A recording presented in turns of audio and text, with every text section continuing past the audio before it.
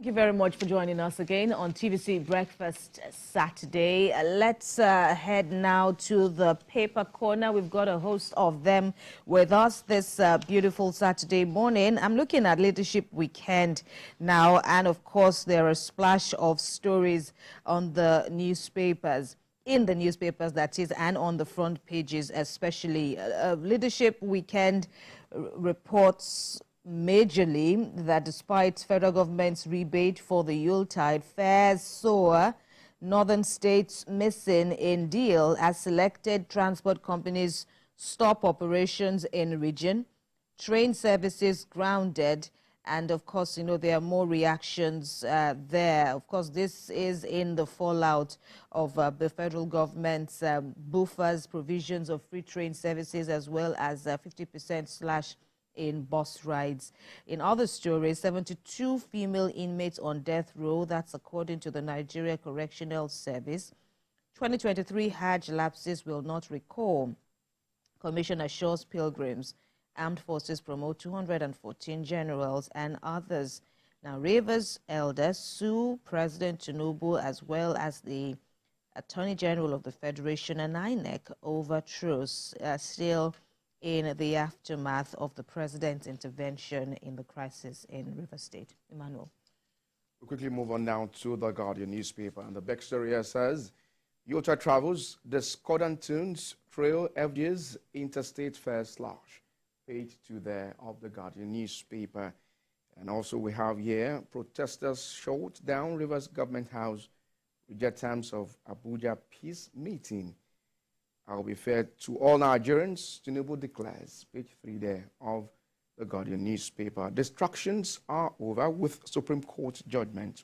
Governor Mbade talking on the masthead we have, with fuel subsidy removal, there shouldn't be room for deficit in 2024 budget. Big story there on the front page of the Guardian newspaper. Kemi, over to you.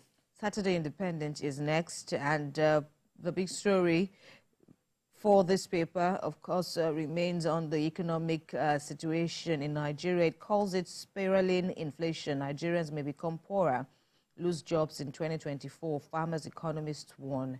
Analysts task government on devolution of powers. Hunger may trigger revolution.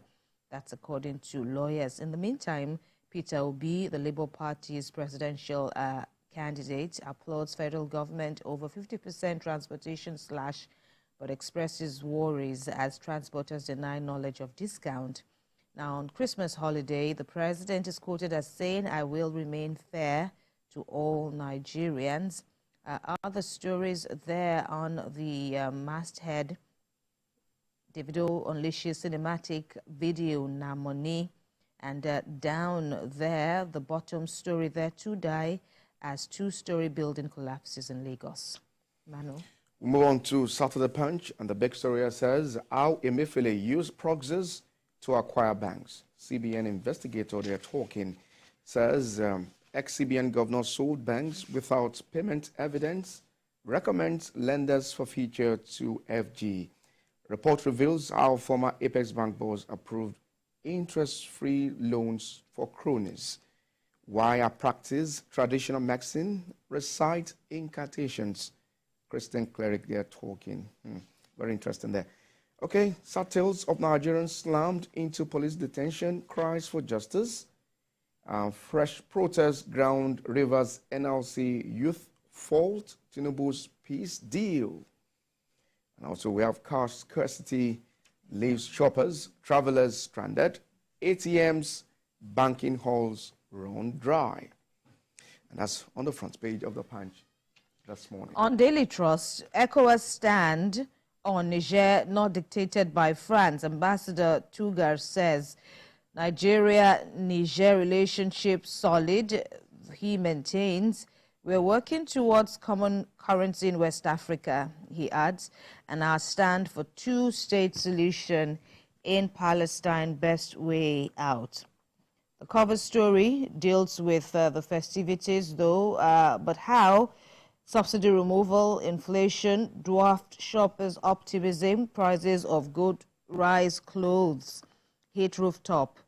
And, of course, there are other stories there. Blackout in Borno, Yobe as Boko Haram destroys electricity towers. INEC announces February the 3rd for 44 supplementary elections, and 12-year-old girl, 2 others killed in Lagos building collapse. Just under the masthead, how Emefiele used proxies to buy Union, Keystone, Polaris banks, and the late Ismaila Funtua indicted.